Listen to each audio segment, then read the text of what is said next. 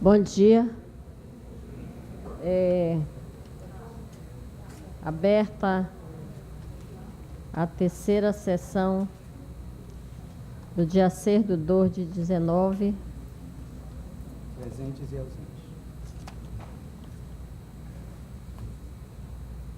Registrando as presenças do conselheiro Júlio Pinheiro, conselheiro Érico Desterro, conselheiro Mário Melo, conselheiro convocado Mário Filho, conselheiro convocado Luiz Henrique, auditor Alípio Filho, procurador João Barroso, ausentes, conselheiro Júlio Cabral, que está substituído pelo auditor Mário Filho, ausente conselheiro Ari Jorge Moutinho, a serviço do tribunal, ausente conselheiro Josué Filho, férias, substituído pelo auditor Luiz Henrique.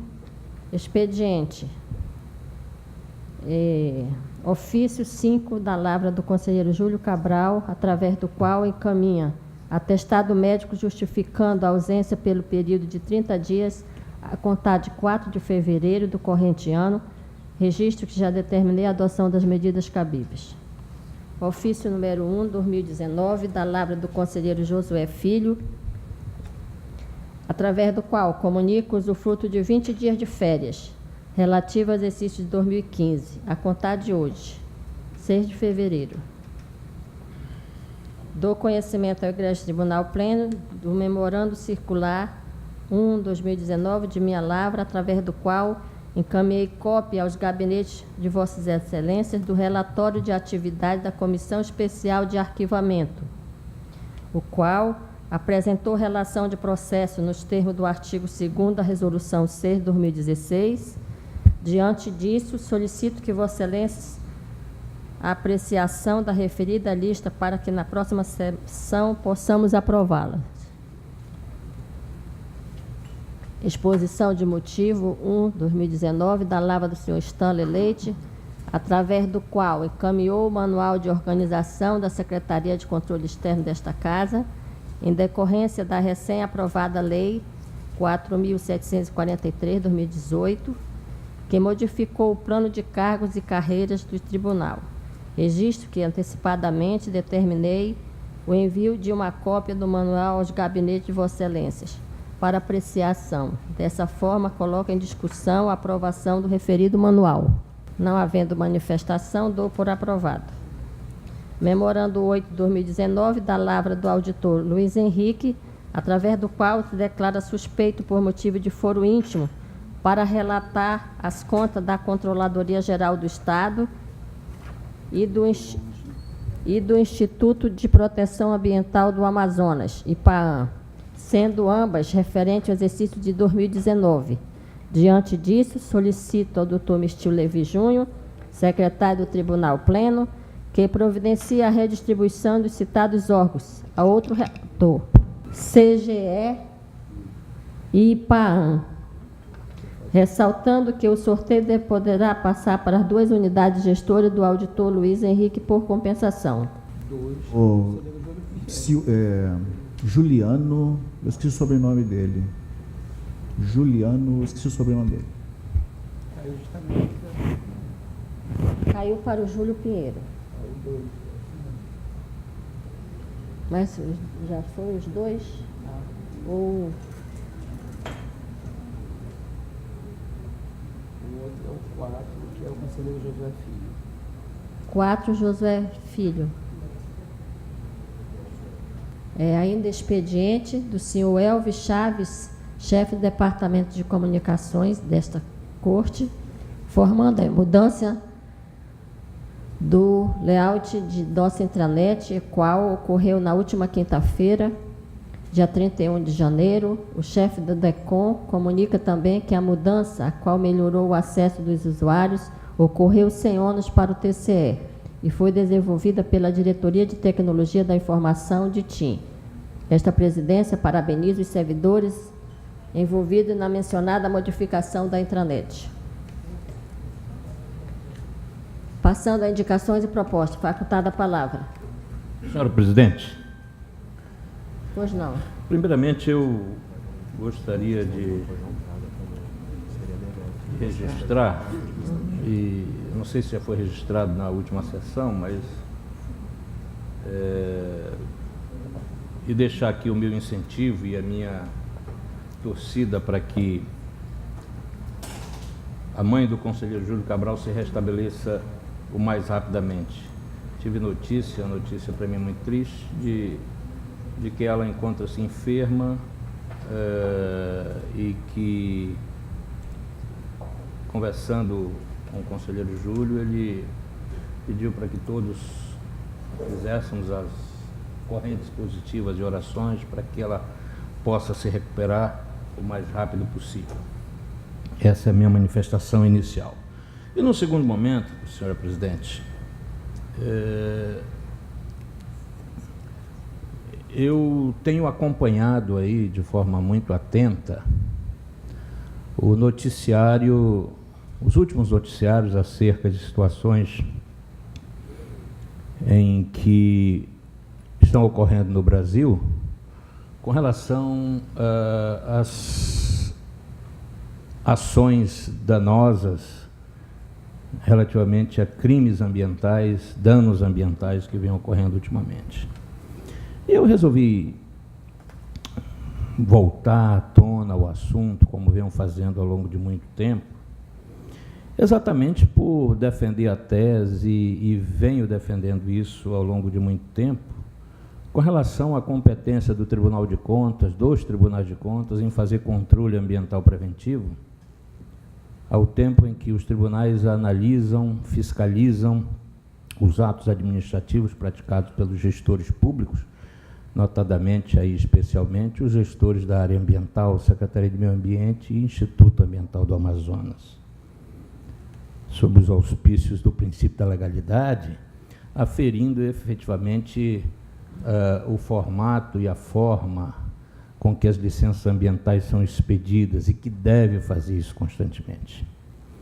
Recentemente, em função da indicação desse tribunal, formal ou informalmente, da condição de coordenador nessa área,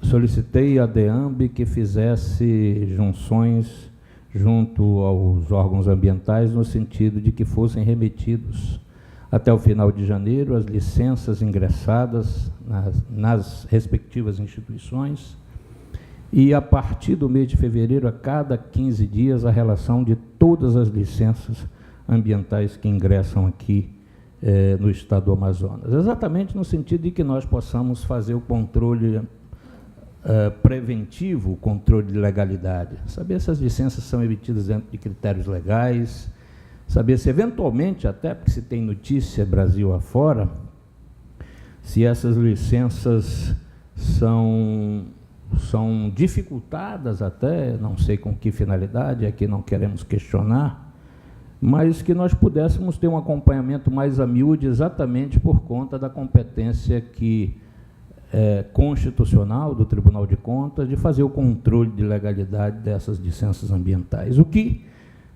anteciparia efetivamente eventuais danos que eventualmente venham a ocorrer em função dessa ação preventiva do tribunal. Portanto, a nossa perspectiva é do risco e não do dano, porque depois do dano ocorrido, está aí a história de Mariana, está aí a história agora de Brumadinho, onde as pessoas vão sofrer em consequência dessa ação danosa, que deverá ser, obviamente, objeto de apreciação no futuro, se criminosa ou não, se dolosa ou culposa, mas que, com certeza, os tribunais de contas precisam se inserir nesse aspecto do ponto de vista da sua competência exclusiva, preventiva, de controlar os nossos jurisdicionados com relação aos atos administrativos praticados. Porque ato administrativo, ele é discricionário da autoridade. Como tal, nós controlamos, fazemos o controle, a fiscalização contábil, orçamentária e financeira, mas também fazemos o controle operacional e patrimonial, está lá estabelecido no artigo 70 da Constituição. E essa tese que nós estamos desenvolvendo ao longo dos anos é irreversível. O Brasil inteiro está adotando. O próprio TCU, recentemente, deu notícia de que está acompanhando as barragens no Brasil inteiro. E eu quero só lembrar, eu tenho aqui a ata da sessão em 2016, que em 2015 nós fizemos uma suspensão de licença ambiental da Avenida das Torres por conta de eventuais danos que estariam causando ao Parque do Sumaúma e o risco iminente de acontecer acidentes em função das famílias ali próximos, no limite ali dessa Estrada das Flores. E que, na época, o tribunal expediu a cautelar, foi corrigido pelo governo do Estado, não aconteceu nenhum acidente, e nós todos, obviamente, ficamos satisfeitos. Exatamente essa a nossa ação, a nossa atuação com relação ao controle ambiental preventivo. E a ata que eu faço referência é a do dia 27 de setembro de 2016, eu fazendo referência à ação de 2015, porque já em 2015 nós solicitamos que fosse feita uma auditoria na barragem do Pitinga, da mineração Taboca, que utiliza essa barragem, para verificar os riscos. E hoje nós dispomos de técnicos do Tribunal de Contas, de professores, mestres e doutores de 2 universidades, num convênio que Vossa Excelência celebrou, que tem suporte e informações, e dão suporte e informações aos nossos relatórios de auditorias. Ainda ontem, conversando com um professor da universidade nessa área, ele dizia do risco grande de ter material radioativo na barragem do Pitinga. E se houver algum rompimento dessa barragem, infelizmente, muitas pessoas podem ser prejudicadas e vir a óbito. Afora outros metais pesados, como mercúrio, enfim, vários outros metais que existente nessa área de exploração de minério. Portanto, é só para registrar que nós iremos agora, no dia 9 e 10, para sexta e sábado, nós vamos acompanhar, vai junto ao Ministério Público do Estado, os órgãos ambientais, eles vão fazer uma vistoria na barragem do Pitinga, lá da mineração Taboca, e nós vamos acompanhar por entendermos que isso é extremamente importante para que o tribunal possa dar sequência ao que vem realizando nos últimos tempos. A gente sabe que, eventualmente, nós temos algumas divergências de posicionamentos, mas o mais importante é que, desde quando iniciamos essas ações, que fomos realmente os precursores, principalmente na questão dos resíduos sólidos, e o tribunal deu exemplo disso, hoje o TCU e vários outros tribunais de contas se convencem de que é irreversível esse caminho de fazer controle ambiental preventivo, aferindo os aspectos de legalidade das licenças ambientais e, eventualmente, morosidades de licenças não expedidas, para que nós possamos contribuir com o resultado, ou seja, evitando o que de pior possa acontecer para a nossa sociedade, notadamente como vem ocorrendo agora na região de Brumadinho, em Minas Gerais, e aconteceu também em Mariana. E há notícias de que muitas outras barragens, elas são um risco iminente, elas estão em condições de risco iminente, e nós precisamos agir enquanto órgãos de controle preventivo, do ponto de vista do controle patrimonial, que é exatamente o patrimônio ambiental que nós temos aqui no estado do Amazonas. Só para lembrar, finalmente, o Morro do Bumba, acho que em 2010, salvo engano, desabou matando 200 pessoas, e ali era uma lixeira lá em Niterói. Então, se houvesse um controle ambiental preventivo, um controle de recuperação de área degradada, que deve ser feito, assim, pelas instituições de controle, nós provavelmente não teríamos tido aquele acidente, como em vários outros, exemplo aqui da Estrada das Flores, exemplo do que pode acontecer no Brasil afora acerca dessas barragens.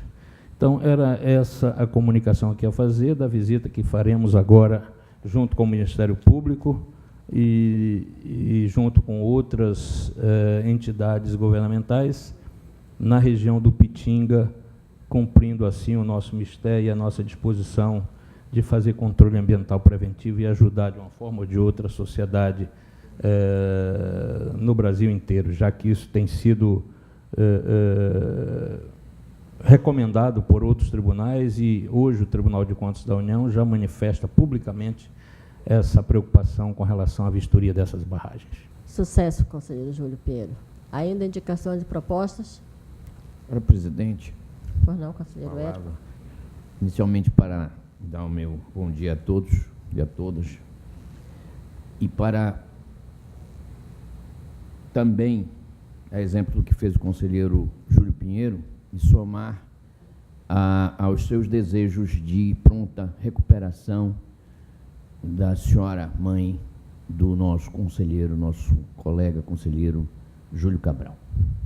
Eu gostaria também de hipotecar nossa solidariedade, né, e o desejo da plena recuperação da genitura do nosso querido amigo conselheiro Júlio Cabral. Presidente, da mesma forma, gostaria de desejar um pronto restabelecimento à mãe do conselheiro Júlio Cabral, parabenizar o conselheiro Júlio Pinheiro pelas suas louváveis atitudes em relação à fiscalização ambiental. Senhora presidente, também acompanho as manifestações. Senhora presidente, também acompanho. Ok. Presidente, bom dia a todos. Inicialmente, desejo saúde à mãe do conselheiro, nosso querido amigo conselheiro Júlio Cabral, e quero manifestar também apoio à causa ambiental, que tanto luta o conselheiro Júlio Pinheiro, e o Ministério Público não poderia ficar de fora disso, e o procurador Rui Marcelo, que é responsável pela pasta de Direito Ambiental, irá acompanhá-lo, conselheiro, nessa empreitada dia 9 e 10 na barragem do Pitinga. Eu também me associo pelo pronto estabelecimento da mãe do conselheiro Júlio Cabral.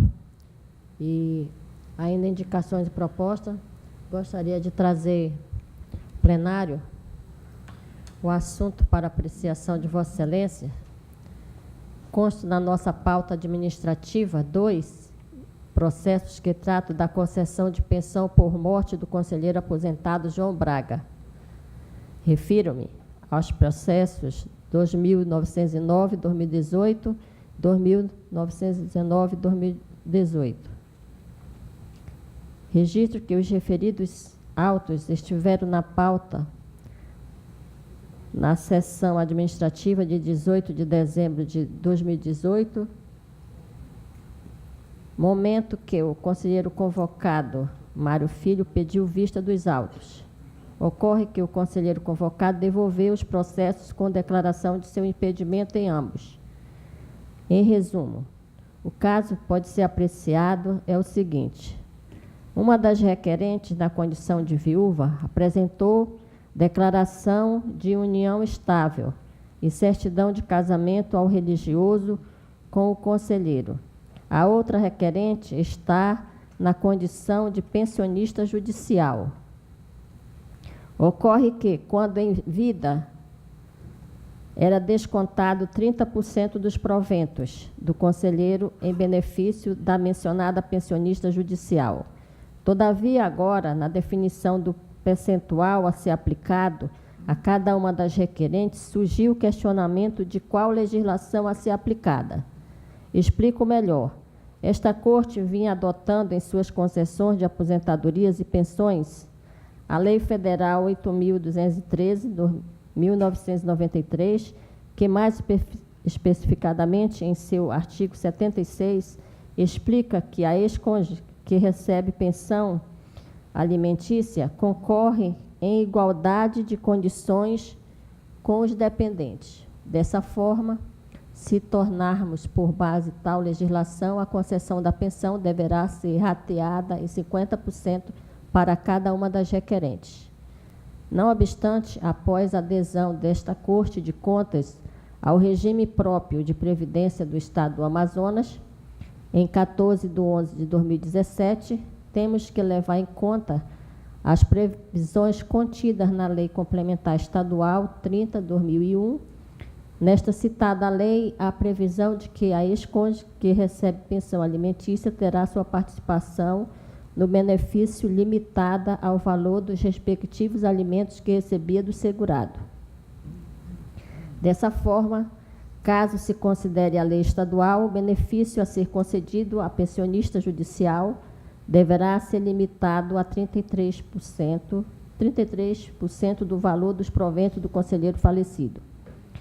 Diante do exposto, gostaria de ouvir o Ministério Público em sessão. Obrigado, presidente. Eu, inicialmente, acho que o tribunal deve adotar uma medida de justiça. Se o tribunal vem, ao longo do tempo, adotando posicionamento para diversos casos que aqui já foram tratados, não tem por que tratar diferenciadamente esse caso. Se o tribunal vem decidindo, de acordo com a Lei Federal 8213, pelo rateio de 50% e 50%, então acho que o tribunal deve manter esse entendimento, então o Ministério Público se posiciona nesse sentido, pelo que o tribunal vem decidindo historicamente, pela jurisprudência do Tribunal de Contas, sou pelo rateio meio a meio, nos termos da Lei Federal. Diante do exposto da explicação do Ministério Público, essa presidência concorda com o rateio de 50% e submete à apreciação do plenário. Conselheiro Júlio Pinheiro. Senhora presidente, desde a sessão passada, quando esse processo veio à tona, eu fiz uma manifestação exatamente nesse sentido por conta de decisões anteriores do tribunal, por conta de situações absolutamente idênticas, e nós não poderíamos tratar de forma diferenciada. E tanto que sugeri à época que Vossa Excelência pudesse manifestar exatamente no sentido que o faz agora. E é exatamente acompanhando Vossa Excelência que eu aplico também o regramento contido na legislação federal. Conselheiro Érico Desterro. Bom, primeiro, esse tem sido o entendimento do tribunal, em outros casos, como bem ressaltou o Ministério Público junto ao tribunal, de que a pensão, nesse caso, deva ser rateada em igualdade de proporção. E me parece absolutamente correta essa solução, porque não há o que confundir pensão alimentícia com pensão em decorrência do falecimento. São situações distintas. A pensão alimentícia, ela tem uma finalidade específica, enquanto que a pensão por morte tem outra natureza jurídica completamente diferente. E sendo assim, não me querendo estender muito, porque vou concordar com as manifestações precedentes, e só por isso não vou tratar de trazer argumentos adicionais, eu me filio totalmente ao voto de Vossa Excelência, a posição do Ministério Público e o voto precedente do conselheiro hoje, na sessão decano, Júlio Pinheiro. Conselheiro Mário de Mello. Eu acompanho Vossa Excelência, presidente. Conselheiro Luiz Henrique. Excelência, com todo respeito, né, às opiniões aqui manifestadas, sempre, né, vou pedir pênia e licença para discordar e votar no sentido da aplicação da norma estadual. Então, por maioria, o voto vencedor da presidência. Ainda indicações e propostas? Senhora presidente, Por não? eu queria apenas, meu bom dia a todos, eu queria apenas comunicar a este plenário que revoguei a medida cautelar referente ao processo ocorrido no processo 1218 de 2018, que tratava do edital número 4 de 2018 também, da Prefeitura de Itapiranga, cujo objeto era o provimento de diversos cargos efetivos da Prefeitura. Após a oitiva do órgão técnico e do Ministério Público, eu decidi revogar, então, a medida cautelar condicionada à abertura, no prazo de 15 dias, de um novo edital destinado somente aos portadores de necessidades especiais. Aqui no edital inicial, não foi ofertada a vaga para portador de necessidade especial. Então, o processo seguiu, foram realizadas as provas, todavia, precisou-se fazer essa correção. E as determinações posteriores foram no sentido de que, caso não compareçam nesse novo edital portadores de necessidade especial em si, a partir daí, a continuidade do concurso, então, pode ser retomada. E determinações para oficiar a senhora prefeita da medida cautelar, então aqui, ora revogada.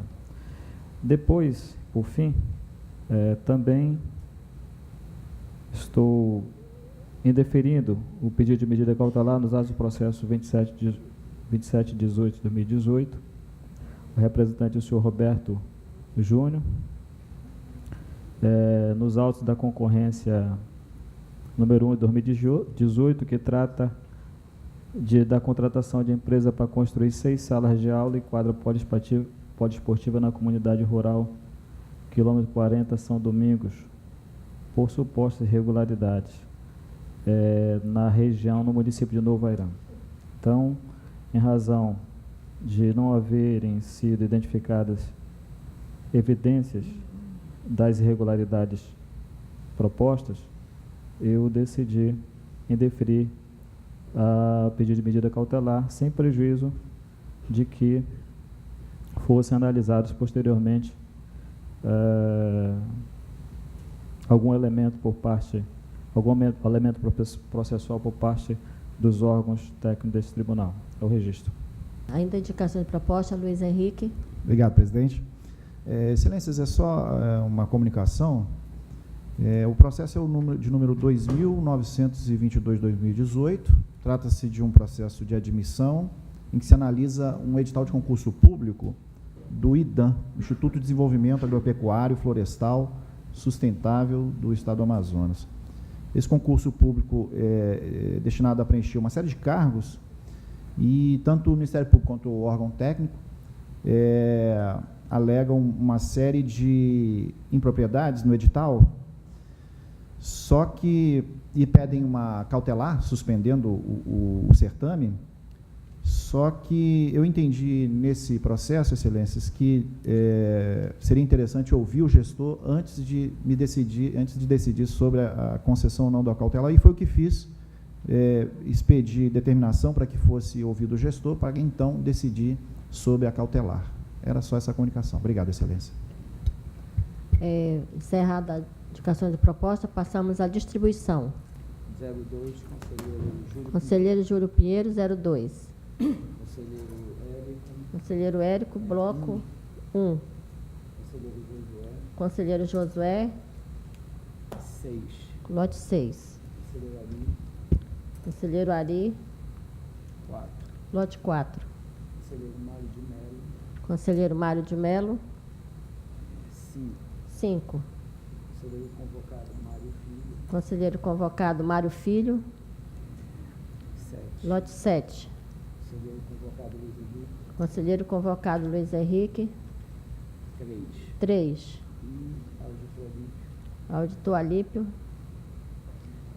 8. 8. Julgamentos adiados, pauta do conselheiro Júlio Pinheiro.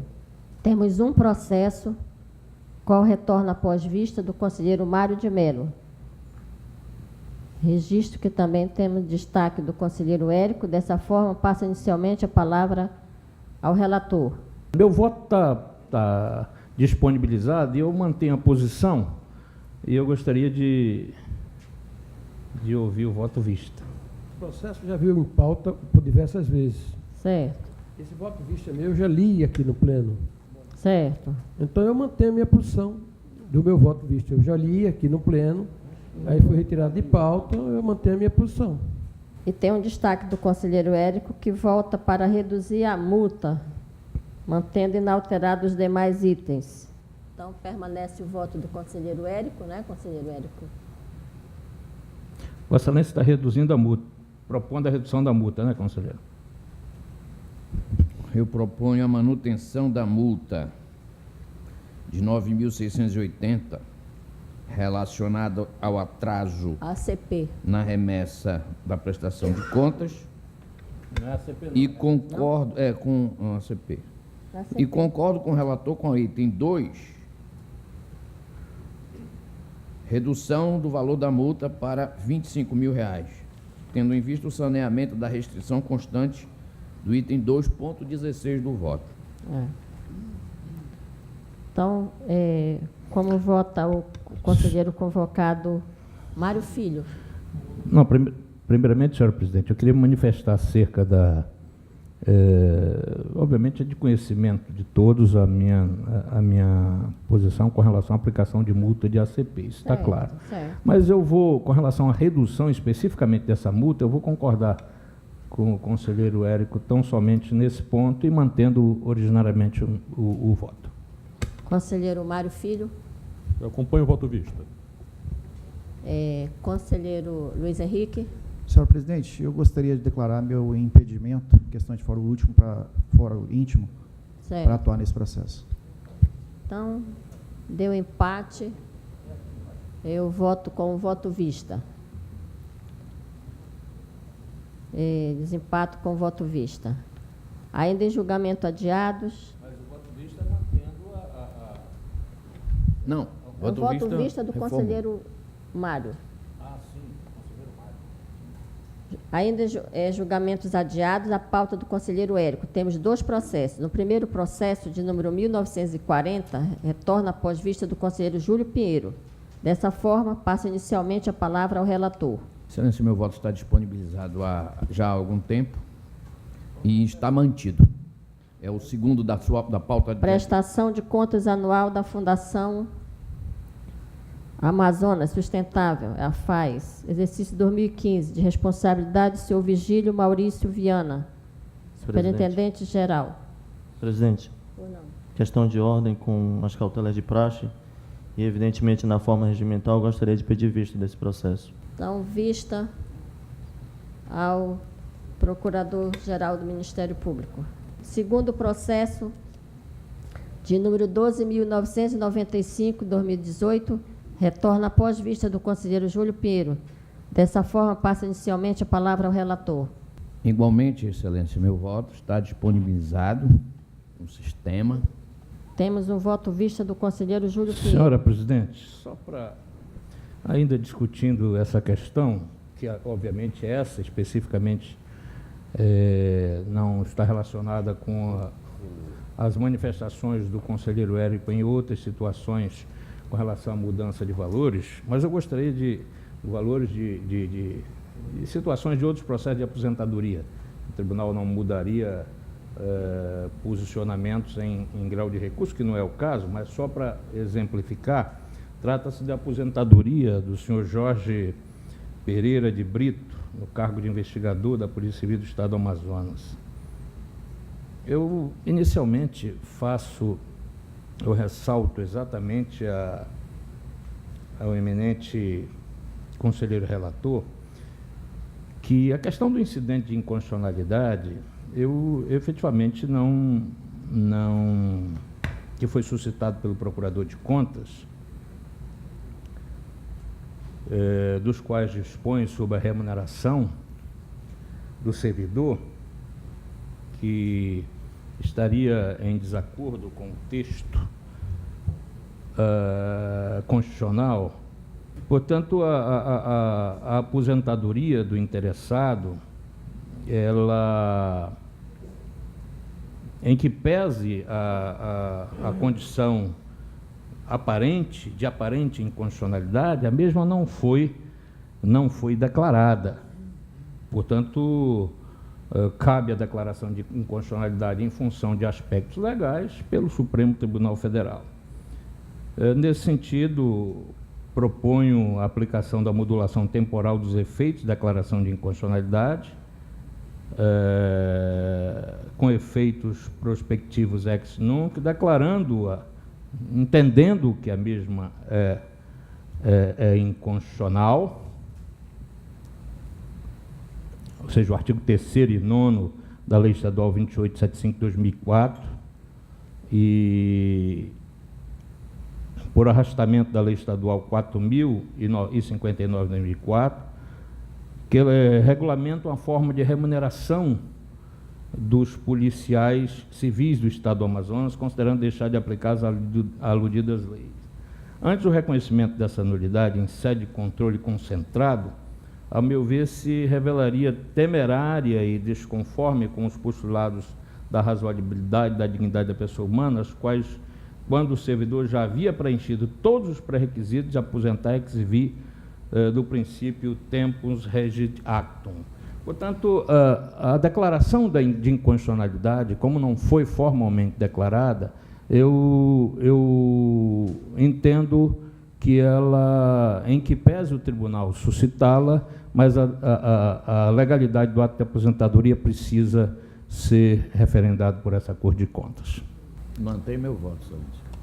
Em discussão, votação. Conselheiro Mário de Mello.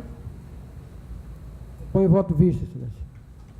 Conselheiro Mário Filho. Acompanho o voto do conselheiro Érico. Conselheiro convocado Luiz Henrique. Excelências, eu gostaria de propor uma terceira via, a concessão de prazo para que o governo do Estado regularize o ato sob pena de julgamento pela ilegalidade. Essa regularização do ato seria a mudança da legislação. Só para registrar que o tribunal tem mantido esse posicionamento com relação à declaração de legalidade, porque quem deu causa à eventual situação da não aplicabilidade do subsídio não foi o servidor. Preencheu os pré-requisitos, tem tempo de serviço e não foi declarada a inconstitucionalidade daquela lei. Portanto, a manutenção do meu posicionamento se dá exatamente pela garantia que se deve ter, a segurança jurídica que se deve ter, já que preenche os pré-requisitos para o ato aposentatório. É sobre esse mesmo fundamento, excelência, que eu estou propondo a concessão de prazo, uma vez que, com essa concessão de prazo, o ato aposentatório continua válido e eficaz até a manifestação, as providências do governo. Essa é a minha proposta, meu voto, excelência. Mais uma vez registrando que várias outras aposentadorias se deram por esse mesmo caminho. O meu voto é com o voto vista, do conselheiro Júlio Pinheiro. Próximos julgamentos adiados, a pauta do conselheiro Mário de Mello, nós temos processos de adiados e processos em pauta.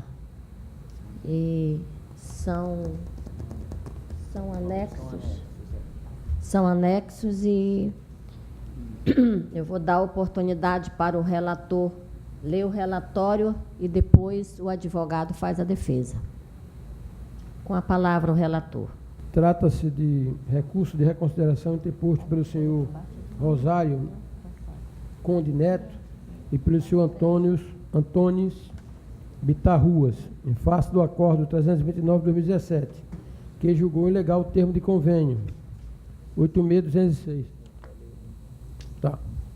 E irregular a prestação de contas, considerando em alcance solidariamente o recorrente ao senhor André Gomes de Oliveira e o senhor Faustiniano Fonseca Neto, no montante de R$ 6.221.336,79, bem como a aplicação de multa individuais no valor de R$ 21.920,64 e de R$ 8.768,25. O relator dos autos originários analisou o convênio com todo e considerou em alcance apenas a mencionada monta, valor esse consolidado em relação ao convênio, não quanto às parcelas individualmente. Os referidos ajustes foram firmados entre a CEINFRA e a Conatassol, tendo por objetivo a execução de serviços de infraestrutura no município de Altamira do Norte, Benjamin Constant, Tabatinga, Santo Antônio de Sá, Tonantins, Ponte Boa e Comunidade do Alto dos Solimões. As irregularidades das contas decorreram de várias impropriedades detectadas pela unidade técnica, quanto à inspeção extraordinária em loco, em espécie sendo identificado pela comissão a anexação de alguns serviços que ensejou a aplicação do alcance da multa de R$ 20.920,64. Quanto à multa de R$ 8.768,25, foram aplicadas em virtude de não apresentação de justificativa técnica para a complementação de serviços que ensejou no acréscimo de 85,22% do valor inicialmente contratado. A unidade técnica e o parquê manifestaram-se pelo não provimento do presente recurso, por ausência de fatos e documentos novos capazes de alterar o julgado. É o nosso relatório, presidente. Com a palavra, o advogado Juarez Rodrigues Júnior, para fazer a defesa dos 2 processos que estão na pauta de adiado e dos 6 processos que estão na pauta ordinária. Correto? Correto, presidente. Só para esclarecer ao plenário, presidente. Eu pedi a sustentação oral nesses 8 processos, porque a questão que vou tratar é relativa a todos eles, é pertinente a todos eles. Então, acho que até para evitar uma leitura de relatórios de todos esses processos, Certo. eu vou apresentar apenas a questão que envolve a todos eles, e 2 são adiados e os outros são da pauta dos julgamentos de hoje. Passo a presidência ao conselheiro Júlio Pinheiro. Recebo a presidência das mãos de Vossa Excelência E o auditor Mário também está impedido. e devolvo a palavra à Sua Excelência, o eminente causídico, o ilustre causídico. Obrigado, presidente. E também, para esclarecer, o doutor Alípio está convocado para os 2 primeiros processos adiados, mas não está para os demais. Apenas para que haja essa Então, observação. verificação de quórum aqui, para poder, então, convocar restritamente. Só um pouquinho, Excelência, só para... O conselheiro Érico está impedido, não, né? Não. Nesse caso, determina a convocação restrita nos 2 processos referidos do conselheiro substituto Alípio Firmo Filho. Excelência, na verdade eu estou atuando como titular. Já está atuando como titular? Já estou. Então, esclarecida. Desculpa, Excelência. Devolvo a palavra a Vossa Excelência para manifestação no prazo regimental. Ok. Senhor presidente, senhor conselheiro relator, senhores conselheiros, senhores auditores, senhor representante do Ministério Público, senhora conselheira, senhoras e senhores aqui presentes, meu cordial bom dia a todos. Bem, Excelência, por uma questão de boa-fé e lealdade processual, o que a defesa vem arguir aqui da tribuna é uma questão de ordem, relativa a uma matéria de ordem pública, que não foi arguída no curso da instrução dos processos, que são prestações de contas de convênios, e também não foi arguído por ocasião da interposição dos recursos. Alguns são recursos de reconsideração, outros são já recursos de revisão. Mas essa é uma matéria que ela não foi arguída. Por se tratar de questão de ordem pública e que envolve violação ao devido processo legal, violação ao contraditório e ampla defesa, então, por essas questões serem de ordem pública, podem ser conhecidas a qualquer tempo, em qualquer grau de jurisdição, então a defesa vem invocar essa questão aqui da tribuna para a apreciação de Vossas Excelências. Esses processos todos são prestações de contas de convênios, convênios que são relacionados ao consórcio do Alto Solimões.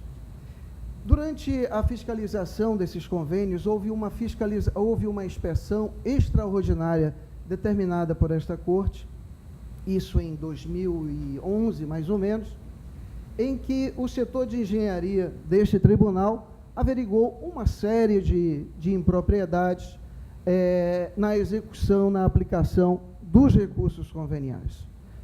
Todos esses gestores aqui, inclusive um gestor, um secretário de infraestrutura do governo do estado do Amazonas, também foi chamado para esses autos, e a empresa também foi chamada a esses autos. Todos sem exceção, inclusive os engenheiros fiscais das obras, todos sem exceção, foram chamados ao processo, na vez em que a SECAP, ainda, esse antigo órgão, instruiu inicialmente esses autos. E todos, sem exceção, foram notificados. Porém, foram notificados apenas para apresentar justificativas e documentos como razões de defesa. Em nenhum momento dessas notificações, em nenhum momento desses chamamentos, esses responsáveis tomaram conhecimento de que, se não acolhidas aquelas justificativas, se não acolhidos aqueles documentos, seriam responsabilizados em alcance dos valores daqueles convênios que estavam sendo fiscalizados como um todo. Houve uma fiscalização geral sobre todos os convênios que eram relacionados ao consórcio do Alto Solimões. Então, essa inspeção, inclusive, extraordinária, produziu este trabalho e gerou uma instrução que, infelizmente, para os meus clientes, não lhes oportunizou a questão de discutir o débito que eles estavam sendo imputados e que, ao final, foram condenados. Todos esses recursos de reconsideração, todos esses recursos de revisão, todos discutem o débito que foram imputados a cada um deles. Entretanto, Excelência, com todo respeito a esse tribunal, o chamamento foi inválido, porque à época, em 2011, 2012, quando foram expedidas estas notificações, vigia a regra do artigo 20 na antiga redação da lei orgânica desta Corte. A redação anterior à alteração que foi feita em 2013 dizia que, se no momento da fiscalização, da notificação, houvesse débito, então o responsável seria intimado. Existia a figura jurídica do instrumento da intimação.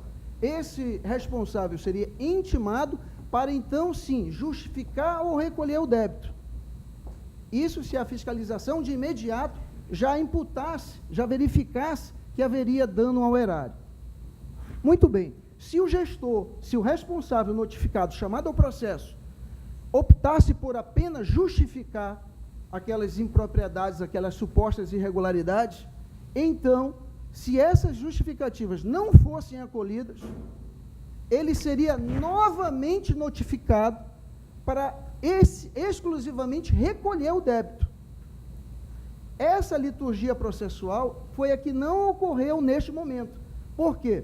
Como dito, todas as notificações já foram expedidas para que os responsáveis justificassem ou apresentassem documentos. Não se falou nunca, em nenhum momento, em débito a ser recolhido.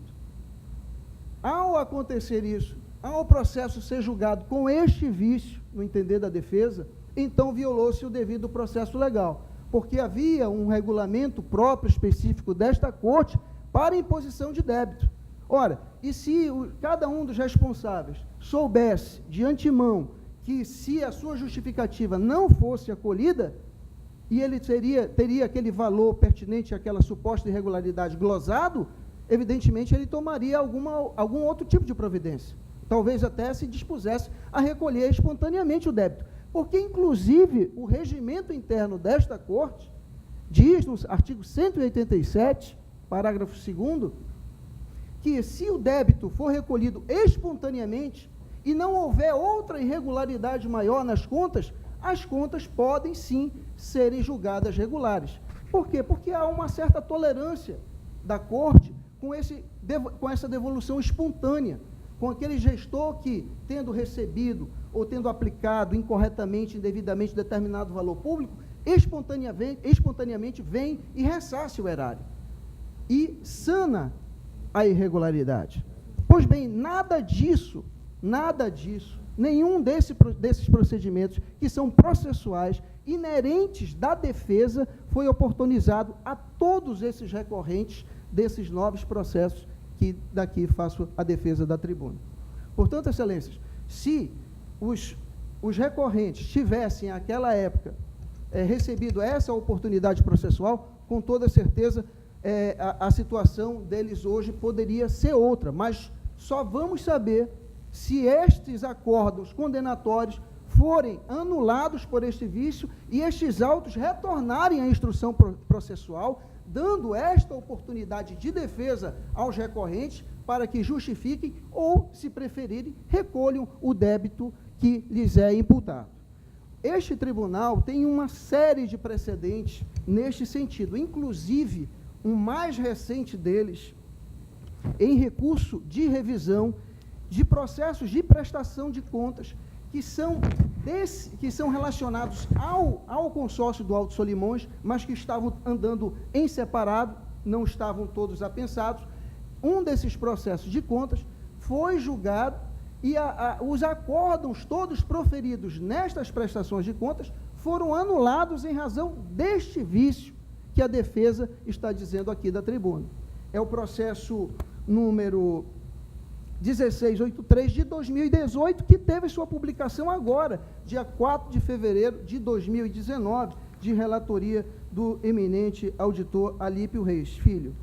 Todos os alcances, então, desses acórdãos foram anulados e esses responsáveis, que inclusive alguns estão aqui neste recurso que estão sendo julgados hoje, tiveram esses acordos condenatórios anulados e vão ter a oportunidade de, quando notificados, justificarem ou recolherem esses supostos débitos. Portanto, excelências, para não tomar muito tempo de vossas excelências, porque a questão, no entender da defesa, é pacífica nessa corte, os recorrentes pleiteiam em todos esses recursos aqui, que os acórdãos sejam julgados nulos e os autos retornem à relatoria originária para a reinstrução do feito. Muito obrigado pela atenção. Agradecendo a Vossa Excelência, doutor Juarez, devolvo a palavra à Sua Excelência, o relator. Senhor presidente, nobre advogado, eu ouvi atentamente os argumentos de Vossa Excelência.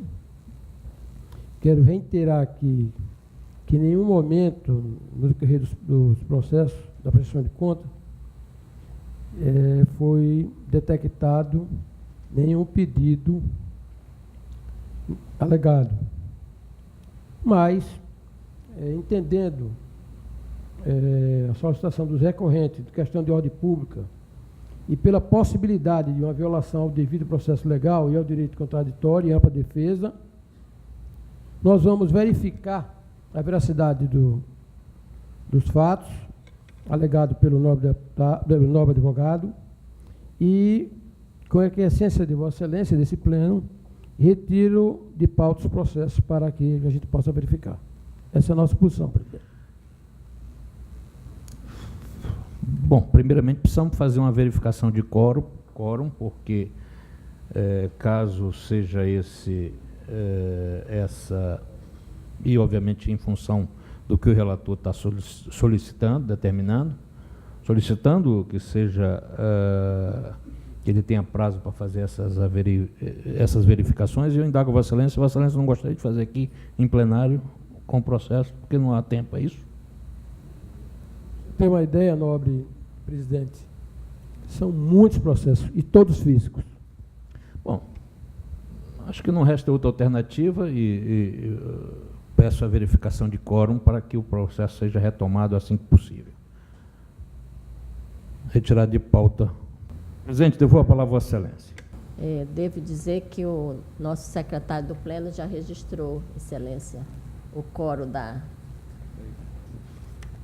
do julgamento do processo. O Pleno é efetivamente muito eficiente. Ao momento em que foi solicitada a verificação, ele já assim realizou. Passamos à pauta ordinária.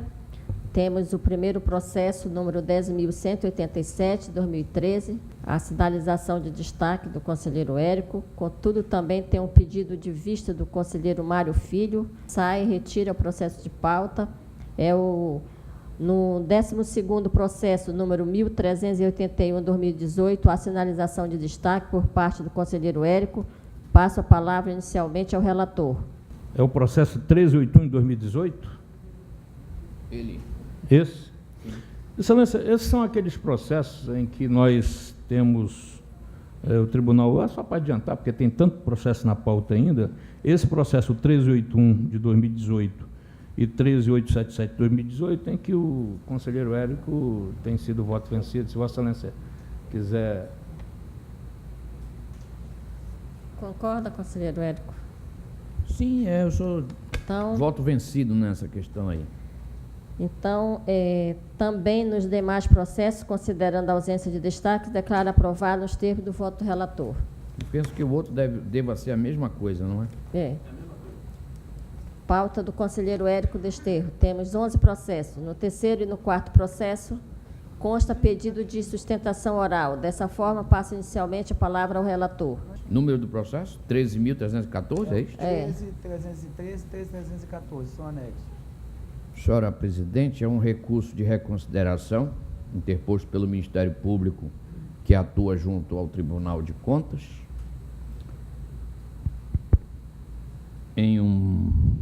ou contra uma decisão do tribunal que julgou improcedente a representação formulada pelo Parquet contra a Prefeitura Municipal de Humaitá, em razão de irregularidades nos contratos número 272 a 277 do ano de 2013, firmados por aquele município. A manifestação do órgão técnico, no sentido de dar provimento ao recurso, o Ministério Público, porque é o recorrente, deixou de oferecer manifestação e foi notificado o senhor José Sidney Lobo do Nascimento, prefeito à época do município de Humaitá, para que, se quisesse, apresentasse as contrarrazões ao recurso, o que não aconteceu naquela ocasião. Esse é o breve relatório. Passo a palavra à advogada Amanda Gouveia Moura para fazer a sustentação oral. Bom dia a todos. Cumprimento a excelentíssima senhora presidente, doutora Yara. Cumprimento também o excelentíssimo conselheiro relator, doutor Érico Desterro, na pessoa de quem cumprimento todos os demais membros presentes. Excelência, em que pese não tenha sido apresentadas contrarrazões, gostaríamos de fazer a sustentação oral no sentido de reforçar talvez um equívoco por parte do recorrente no que diz respeito às alegações que deveriam ensejar a modificação da decisão, que foi pela improcedência da representação. No que diz respeito ao recurso, o Ministério Público de Contas apontou que teria ocorrido um desvirtuamento do pregão,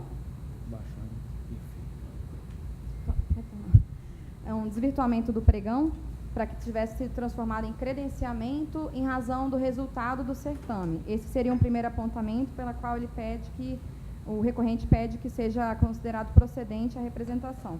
Um segundo ponto diz respeito à inconsistência do projeto básico, porque em um dos itens do termo de referência teria constado o ônibus, que seria feita uma contratação de um ônibus, quando o objeto principal, de fato, eram de rabetas e barcos, embarcações para transporte fluvial.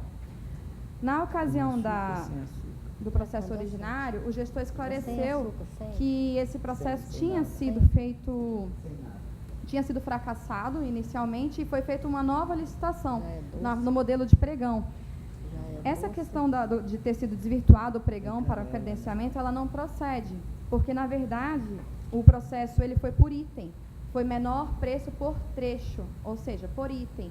E por isso que foram contempladas mais de um vencedor para esse certame, porque cada empresa adquiriu um item, um trecho para a realização desse transporte fluvial.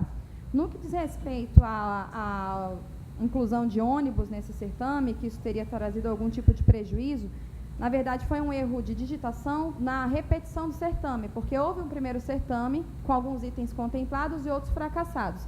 Na ocasião da repetição, esse equívoco da palavra ônibus, ele só constou em um momento do termo de referência, mas não trouxe qualquer prejuízo, não teve impugnação edital, nem mesmo nenhuma empresa que compareceu trouxe isso como sendo um problema, porque no decorrer do edital e no próprio termo de referência, nas propostas, nos trechos que foram destacados, que seriam objetos dessa licitação, somente constavam rabetas e barcos, então e o objeto era transporte fluvial, tendo sido contemplados os demais itens nesse certame, que teve resultado positivo no momento que foi repetido.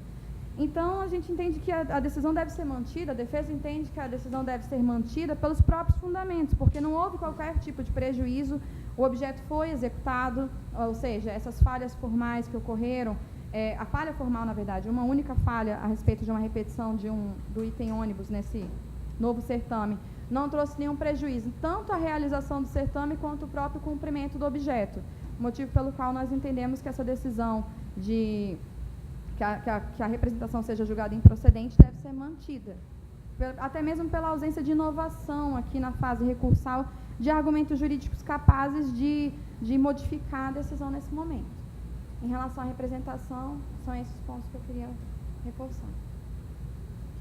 O outro é um processo de prestação de contas, né? Conexo? Isso. Excelência, eu vou pedir permissão, então, ao Tribunal Pleno, que faça também um relatório, nesse momento, da prestação de contas. Pois não. Para que, em seguida, possa a ilustre advogada também se manifestar. Ok. Da mesma forma, é um recurso de reconsideração interposto pelo Ministério Público junto ao Tribunal de Contas, atacando uma decisão do tribunal que emitiu parecer prévio desaprovando as contas,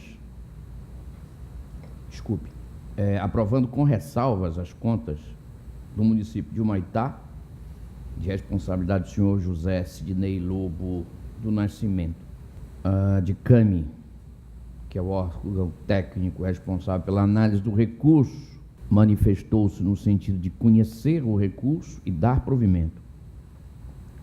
O Ministério Público deixou de se manifestar, tendo em vista que é o recorrente.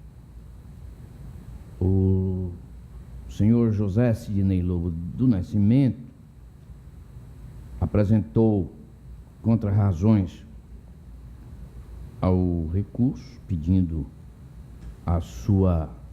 o seu não provimento. A Diretoria de Obras Públicas também se manifestou nos autos, manifestando-se pelo conhecimento e pela negativa de provimento ao recurso. Esse é o breve relatório. Com a palavra, a advogada. Primeiramente, queria trazer a esse egresso Tribunal Pleno uma questão de ordem pública também, que para essa banca de advogados é um primeiro caso que acontece nesse processo, em processos da mesma natureza, a respeito da distribuição do feito para o excelentíssimo senhor conselheiro Dr. Érico Desterro, uma vez que no julgamento da sessão originária desse processo, foi proferido um voto de destaque pela relatoria atual do recurso.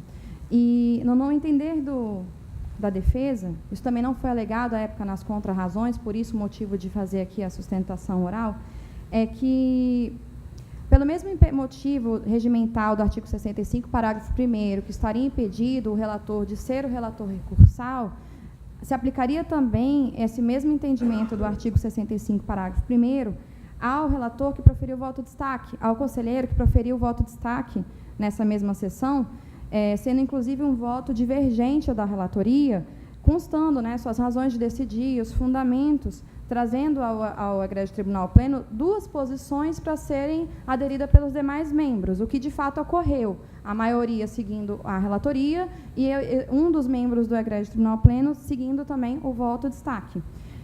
Ocorreu que, na ocasião da distribuição do recurso do Ministério Público, o recurso foi distribuído para a relatoria do Dr. Érico Desterro e o processo seguiu a instrução com a notificação do jurisdicionado, tendo ele, inclusive, apresentado contra-razões. E, no momento que nós estávamos elaborando aqui a sustentação oral acerca do mérito, nós observamos essa questão acerca do impedimento da relatoria, por ter sido proferido voto de destaque no primeiro momento da sessão.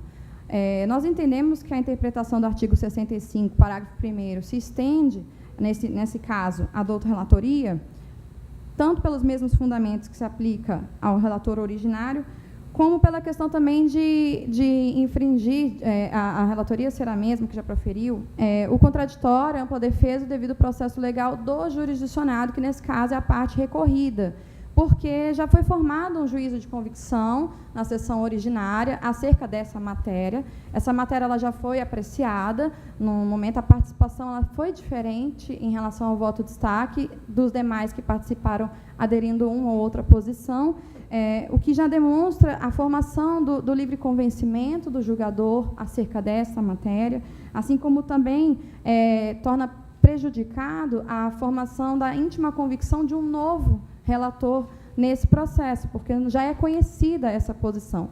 E sendo o Ministério Público a parte recorrente nesse processo, tendo eles também já tido entendimento contrário à decisão originária e, nesse momento recursal, vir trazer os mesmos fatos já analisados, já apreciados na ocasião da decisão originária do processo, violaria também o princípio da dialeticidade recursal, uma vez que o teor do recurso do Ministério Público é justamente no sentido do voto divergente, para que sejam reprovadas as contas. As contas foram aprovadas, a maioria do quórum do Tribunal Pleno, e agora, no momento, o Ministério Público, do outro membro do Ministério Público, requer a desaprovação das contas pelos motivos que foram apreciados no primeiro julgamento. Além disso, também configuraria, caso mantida a douta relatoria nesse processo recursal, o duplo grau de jurisdição do próprio jurisdicionado, que teria também direito, ainda como parte recorrida, a um novo julgamento, uma nova apreciação.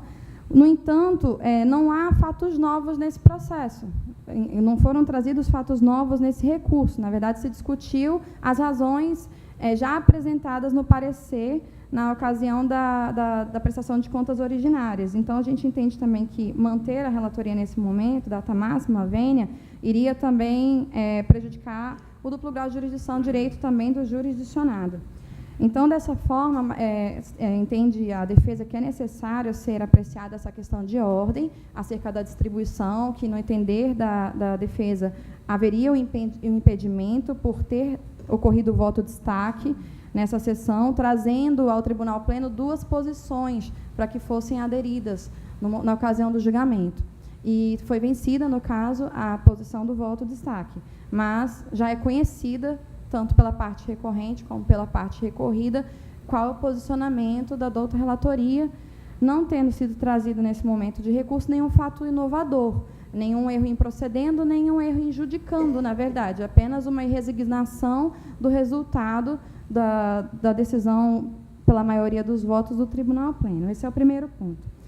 Caso superado, esse ponto acerca da questão de ordem trazida aqui, a respeito do mérito, até mesmo como eu já suscitei a questão do princípio da dialeticidade, nós entendemos que não houve inovações também por parte do recurso. Do outro membro do Ministério Público, na verdade, apresentou uma discordância, uma resignação acerca da decisão que foi vencedora naquele processo originário. Até porque foram suscitadas novamente as supostas falhas tidas como não sanadas, maior parte delas falhas formais, e aqui eu pretendo me ater somente às falhas que, em tese, na ocasião, foram sugeridos glosa ao jurisdicionado, mas que também foram afastadas pela decisão originária. Esses dois pontos que foram sugeridos glosa se referem ao pagamento de diárias e ao pagamento também de juros e multas decorrentes dos encargos sociais recolhidos pelo Fundeb. Em relação às diárias, o entendimento originário deste egrégio Tribunal Pleno foi no sentido que o gestor adotou as medidas cabíveis para aqueles servidores que não fizeram a prestação de contas das diárias. Aqueles que ainda estavam lotados na prefeitura foram feitos descontos em folha, isso foi comprovado nos autos.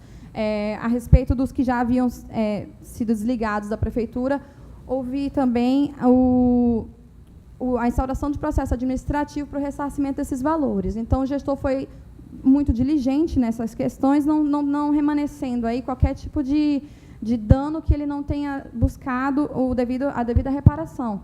E foi esse o entendimento, na ocasião da decisão originária, que afastou esse apontamento de glosa.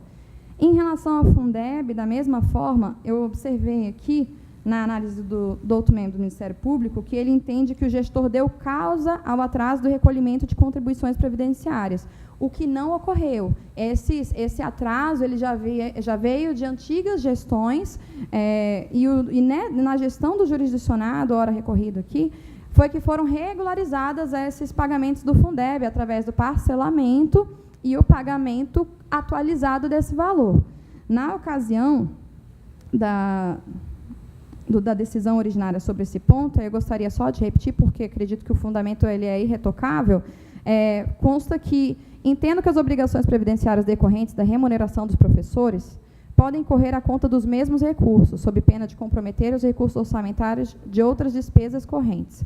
Esse relator entende que pior que pagar as multas seria deixar de fazê-lo, ocasionando inadimplência, com a possibilidade de limitação de recebimento de repasses e o aumento do endividamento do município, não sendo razoável desconsiderar toda a prestação de contas devido a multas que representam apenas 0,49% dos mais 75 milhões de reais de despesas orçamentárias no exercício. E a defesa entende que esse é o motivo que deve prevalecer, porque, como ressaltado, não foi uma herança desse atual gestor esse inadimplemento a respeito dos repasses dos encargos sociais. E existe também a autorização do Fundeb que esses recursos de encargo sejam pagos com recursos do Fundeb. Então, a atualização ela era inerente ao parcelamento, não tinha como gestor deixar de cumprir esse pagamento. Por fim, gostaria só de reforçar que além de ser um entendimento que merece e deve ser mantida a decisão originária, assim como também para o recurso da representação, uma vez que esclarecido que não houve esses vícios apontados no pregão, não foi convertido em credenciamento, mas sim era um pregão por item, por trecho, e também o erro a respeito de um dos itens do termo de referência é um erro formal que não trouxe qualquer prejuízo, eu gostaria aqui de suscitar que fosse aplicado também a esse caso o novo entendimento da Lei de Introdução ao Estudo Brasileiro, ressaltando, até mesmo nesse caso da representação de transporte fluvial, as dificuldades enfrentadas pelo município e que, eventualmente, ocasionam algumas irregularidades acerca de instrução processual ou documentação, mas que elas não trouxeram nenhum prejuízo grave à municipalidade, ao interesse público, ou mesmo às contas públicas. Eu menciono aqui o artigo 22, em que trata que serão considerados os obstáculos e as dificuldades reais do gestor e as exigências das políticas públicas a seu cargo. No parágrafo 1º, também fala que serão consideradas as circunstâncias práticas que houverem imposto, limitado ou condicionado a ação do agente. E no artigo 28 da LINDB, o agente público responderá pessoalmente por suas decisões ou opiniões técnicas em caso de dolo ou erro grosseiro, que não foi o caso dos autos. Eram essas as minhas considerações. Agradeço a atenção dos senhores. Finalizando a sustentação. Eu gostaria de colocar em discussão a primeira parte que ela citou a respeito do impedimento. Essa presidência não vê base legal para que o conselheiro Érico esteja impedido no processo. Eu gostaria de colocar... Eu exatamente ia começar pela preliminar, tendo em vista que ela é prejudicial à eventual análise do mérito. Essa é uma tese que eu ouvi pela primeira vez aqui no tribunal.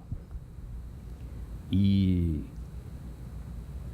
precisa haver alguns esclarecimentos, ou repisar alguns aspectos.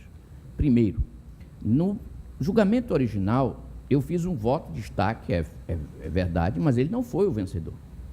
Venceu o voto do relator. Claro que se o meu voto de destaque tivesse sido o vencedor, eu automaticamente passaria para a condição de conselheiro redator do voto. E óbvio que eu não poderia participar como relator do recurso, muito menos do recurso, da análise do recurso. Agora, a prevalecer essa tese de que aquele que proferiu o voto no julgamento original não pode apreciar o recurso, o Tribunal de Contas não vai poder mais apreciar nenhum recurso, porque todos nós votamos. O fato de eu ter votado contra e feito um destaque, isso não diferencia o meu voto de mais nenhum outro voto. Então, a tese é interessante pelo seguinte: o fato de eu ter declarado o meu voto e os demais apenas terem concordado ou com um ou com o outro, revela desde logo a posição de cada um. E, portanto, o argumento utilizado de que eu já estaria prevenido, vamos dizer assim, quanto ao mérito, se aplica a todos, indistintamente. Exatamente. Então, evidentemente que essa tese não tem cabimento, com devido respeito à defesa, mas não tem o menor cabimento, e evidentemente que eu não estou impedido, e peço a Vossa Excelência, senhora presidente, que ponha isto em discussão para que nós possamos avançar. Senhora presidente, Vossa Excelência vai determinar a discussão? Sim. É só para conselheiro Júlio Pinheiro. Para esclarecer também, nós temos a menção que foi feita do regimento interno do tribunal, no artigo 65, que é vedado a conselheiro, auditor e membro do Ministério Público e a servidores intervir em processo. Parágrafo 1º, conselheiro, auditor, procurador que tenha participado do processo não poderá relatar, intervir ou dar parecer, respectivamente, em grau recursal. O regimento interno é muito anterior ao novo formato que nós fizemos com relação à questão da inserção de destaques. E esses destaques, eles vieram, obviamente, depois da existência do voto eletrônico. E, nesse caso, o pleno é absolutamente autônomo, é absolutamente independente, inclusive focando um posicionamento contrário ao que foi sustentado aqui pela eminente defesa, que eu aqui já cumprimento, doutora Amanda, pela excelente manifestação oral aqui no plenário. Mas peço o Vênia a afastar completamente também, concordando com o relator, essa questão suscitada na preliminar. Como vota o conselheiro Mário de Mello? Posição do relator, excelência. Conselheiro Mário Filho. Da mesma forma com o posicionamento do relator. Conselheiro convocado Luiz Henrique. Com a maioria. Então, está afastado. Agora nós vamos para o mérito. Com a palavra o relator. Iniciando pelo primeiro processo, a representação, e embora os votos já estejam disponíveis para todos, em respeito exatamente à presença da advogada, eu vou resumi-lo. Na realidade, eu vou, se me permitem, eu vou fazer este resumo dos votos em conjunto, porque são processos conexos e a representação é um aspecto da prestação de contas e, portanto, eu vou fazê-los em conjunto. A decisão atacada pelo Ministério Público emitiu parecer prévio por maioria em parcial consonância com o Ministério Público, no sentido de aprovar com ressalvas as contas do município de Humaitá, de responsabilidade do então prefeito José Sidney Lobo do Nascimento. Aplicou multa de R$ 4.384 em razão da ausência de remessa de documentos, e o Ministério Público, ao recorrer, insiste na necessidade de que o tribunal julgue irregulares as contas em razão de superfaturamento de obras e materiais de engenharia detectadas pela DICOP. Houve um laudo da DICOP decorrente de suas inspeções e análises, isso no montante de R$ 2.710.364. Irregularidades nas licitações e execuções de obras, com diversas falhas documentais, incluindo projeto básico inconsistente, ausência de ART das obras, relatórios de controle, diário de obra, designação de fiscalização, entre outros aspectos, não comprovação de irregularidade de despesas com diárias no montante de R$ 19.230, dano ao erário decorrente de pagamento de juros e multa por atraso relativo ao cumprimento das obrigações previdenciárias, no valor de R$ 376.985,87, inobservância da lei de licitações em diversos contratos, fracionamento de despesas referentes a compras e serviços, descumprimento do dever de prestar contas, ausência de controle patrimonial e ainda alegações relacionadas aos servidores públicos, irregularidades na contratação de servidores públicos. Quanto às duas primeiras alegações do recorrente, como se trata de obras e serviços de engenharia, a análise da DICOP é imprescindível para um julgamento correto, já vista que é um órgão técnico que possui a capacidade de analisar o cumprimento desses requisitos. Os documentos apresentados nas contrarrazões de recurso afastaram para o órgão técnico as impropriedades. Então, neste caso, a DICOP aceitou os documentos apresentados nas contrarrazões recursais e entendeu que as irregularidades quanto àqueles dois primeiros aspectos estavam superadas. Em relação ao terceiro item, a não comprovação de despesas com diárias e consequente dano ao erário, observa-se o seguinte: inicialmente a DICAM entendeu pela desconsideração dos valores. Mas aqui não dá o período. Ao verificar os autos e a defesa apresentada pelo senhor José Sidney Lobo do Nascimento, eu considero inapropriado imputar débito ao gestor pelas razões já exaradas no processo originário e o pequeno valor observado, afastando a incidência deste item.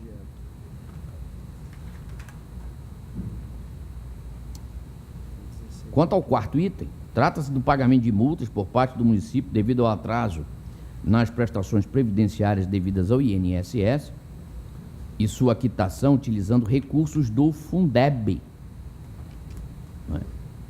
A questão não é exatamente saber se os débitos foram causados por este ou por aquele gestor, mas pela utilização desviada dos recursos do Fundeb. Pode-se observar que não foi comprovado motivo de caso fortuito ou força maior para o atraso no pagamento das parcelas previdenciárias. Quanto ao pagamento da multa com recursos do Fundeb, é mistério esclarecer que o pagamento da contribuição em si com esse fundo não é considerado ilegal, mas sim os valores da multa, que poderiam ser utilizados para fomentar a educação no município, gerando ainda um aumento das despesas extraordinárias da ordem de 0,5% do orçamento anual. Portanto, acato as razões recursais, com a devida correção do valor devido para o montante de R$ 337.376,04. Observa-se a súmula 226 do Tribunal de Contas da União. É indevida a despesa decorrente de multas moratórias aplicadas entre órgãos integrantes da administração pública e entidades a ela vinculadas, pertencentes à União, aos estados, ao Distrito Federal ou aos municípios, quando inexistir norma legal autorizativa. O quinto aspecto trata da inobservância de requisitos de validade estabelecidos pela lei de licitações, em especial sobre os contratos anteriormente citados, com as seguintes impropriedades: ausência de justificativa para a necessidade de contratação, ausência do termo de contrato, processo administrativo sem protocolo e numeração, quer dizer, ausência do próprio processo administrativo, e isso não foi lidido pelas contras-razões, permanecem e devem ser consideradas para avaliação do mérito destas contas. O sexto item diz respeito a fracionamento de despesas, evitando claramente, nestes casos dos autos, o atingimento do limite estabelecido pela lei de licitação, das licitações, para a modalidade correta. Aqui a citação, eu vou pular isto, a citação de diversas decisões no mesmo sentido. Registro o descumprimento do dever de prestação de contas, com atrasos sistemáticos na apresentação da documentação por parte do município à época. No que diz respeito ao oitavo item, recursal, ausência de registro contábil de parcelamentos realizados, contrário ao artigo 98 da Lei 4.320/64, omissão de dados de registros contábeis, descumprimento dos artigos 83 a 106 da Lei 4.320/64, várias impropriedades na inscrição da dívida ativa municipal. Neste caso, temos condutas que afrontam diretamente o equilíbrio orçamentário do município, prejudicando especialmente as futuras gestões, pois diminui a quantia de crédito disponível para empenho, realizando parcelamentos, etc. O nono e último item é relativo a atos de pessoal. Houve alegação de admissão de servidores em dissonância com a súmula vinculante número 13, mas entendi que não ficou demonstrada a alegação de nepotismo no caso presente. Há outro aspecto relacionado à concessão de gratificações a servidores.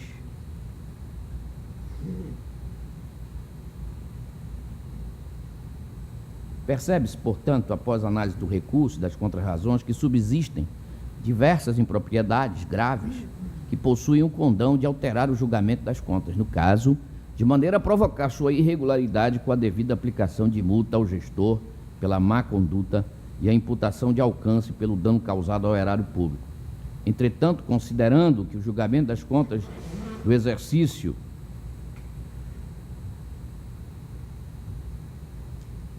de 2013 da Prefeitura já ocorreu por parte da respectiva Câmara Municipal, perde-se o objeto em relação à alteração do parecer prévio desta Corte. E por isso, o meu voto é dar provimento parcial ao recurso ministerial para julgar e regular a prestação de contas da Prefeitura Municipal de Humaitá, exercício de 2013, considerar em alcance o senhor gestor no valor de R$ 337.376,04, devendo esse valor ser recolhido na esfera municipal ao erário de Humaitá, no prazo de 30 dias. Aplicar multa ao senhor José Sidney Lobo do Nascimento, no valor de R$ 35.073,02. Aplicar multa ao senhor, essa multa, aliás, já consta da decisão originária, no valor de R$ 4.384,12, pelo atraso na remessa dos documentos ao tribunal. Autorizar, desde já, a inscrição na dívida ativa e a instauração da cobrança executiva, no caso de não pagamento. Faço algumas recomendações à origem e peço que se dê ciência ao Ministério Público, junto ao Tribunal de Contas, sobre a decisão proferida. É o voto, Excelência, que alcança a representação, não é? Porque é assunto conexo e está inserido na temática da prestação de contas. Em discussão, votação, conselheiro Júlio Pinheiro. Senhora presidente, eu ouvi atentamente o voto do eminente relator e verifiquei aqui no sistema que afasta uma série no próprio recurso, uma série de irregularidades que teoricamente teriam sido praticadas pelo gestor. Verifiquei que, por exemplo, com relação à questão do Fundeb, remanesceu só a questão do pagamento de multas relativa, e entendeu o relator que possível o valor originário ser pago por ocasião exatamente como foi realizado. E algumas outras questões de que esse processo, essas contas, melhor dizendo, já foram julgadas pela Câmara de Vereadores. Então, sendo assim, por uma questão de ter participado diretamente do julgamento originariamente e provavelmente ter analisado também a miúde uma série de aspectos, eu voto pela improcedência da representação e o não provimento do recurso. Como voto o conselheiro Mário de Mello? Acompanho o posicionamento do nobre conselheiro Júlio Pinheiro. Conselheiro Mário Filho, convocado. Eu acompanho o relator. Conselheiro convocado Luiz Henrique. Com o relator, Excelência. Então, por maioria, aprovado o voto do relator.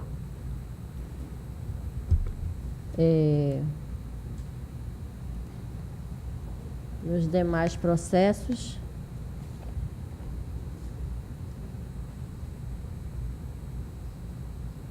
registrando o impedimento do conselheiro Júlio Pinheiro nos processos 2055, 2018 e 677, 2018, e do conselheiro convocado Mário Filho aos processos 14.048, 2018 e 2.311, 2018, considerando a ausência de destaque, declaro aprovado nos termos do voto do relator. Pauta do conselheiro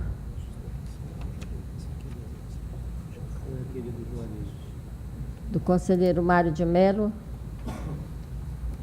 o nono processo de número 11.916, 2017, temos embargo de declaração Dessa forma, passa a palavra ao Procurador-Geral do Ministério Público de Contas para a manifestação.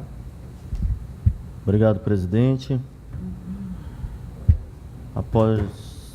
Trata-se de embargo de declaração opostos pelo senhor Janderlan Brito Barbosa, que na época exercia a diretoria e a presidência do Sistema de Previdência dos Servidores Públicos do município de Manicoré, Sisprev Manicoré. Após a análise dos embargos, não vislumbrei contradição, omissão, tampouco obscuridade. Por outro lado, também não foram apresentados documentos nem justificativas plausíveis novas que tivessem o condão de modificar o acórdão hostilizado e conferir os efeitos infringentes almejados pelo embargante, de modo que o Ministério Público se posiciona pelo não provimento do recurso, Excelência. Pacificado, dou por aprovado. No 15º e no 16º processos, encontro-me impedida. Dessa forma, passa a presidência ao conselheiro Júlio Pinheiro para proclamar o resultado, considerando a ausência de destaques. Recebo a presença de Vossa Excelência e, considerando a ausência de destaque no processo já referido, decido os membros do egrégio Tribunal Pleno nos termos do voto do eminente relator. Os demais, considerando a ausência de destaques, declaro aprovado nos termos do voto do relator. Pauta do conselheiro convocado Mário Filho. Temos um processo de número 11.912/2017, o qual não possui destaques. Dessa forma, registrando o impedimento do conselheiro Érico, declaro aprovado nos termos do voto do relator. Pauta do auditor Mário Filho, temos 4 processos, registrando o impedimento do conselheiro Érico no processo 1645/2018, considerando a ausência de destaques, declaro aprovado os termos da proposta de voto. Pauta do auditor Alípio Filho. Temos 10 processos. Temos um processo que tem um pedido de defesa oral, é o processo 1729/2018. Os demais processos encontram-se aprovados de acordo com a proposta de voto do relator. É o último processo da pauta do auditor. Processo 1729, com a palavra ao relator. Obrigado, Excelência. O processo trata de uma representação com pedido de medida cautelar apresentada a esta Corte pela empresa Gomes e Andrade, manutenção e reparação de aparelhos eletrodomésticos limitada, em face da Comissão Geral de Licitação do Poder Executivo e da empresa Norte Comercial Distribuidora de Medicamentos Limitada, devido à ocorrência de possíveis irregularidades no curso dos pregões eletrônicos 170, 221, 230, 363, 445 e 460, todos de 2018. Brevemente, tanto após a coleta das informações, tanto o órgão técnico quanto o Ministério Público foram pela revogação. Inicialmente foi concedida a medida cautelar, mas foi pela revogação da medida cautelar inicialmente concedida pela presidência, para a continuidade dos certames ainda não finalizados, além da improcedência das representações. É o breve relatório, Excelência. Maurício Lima Seixas.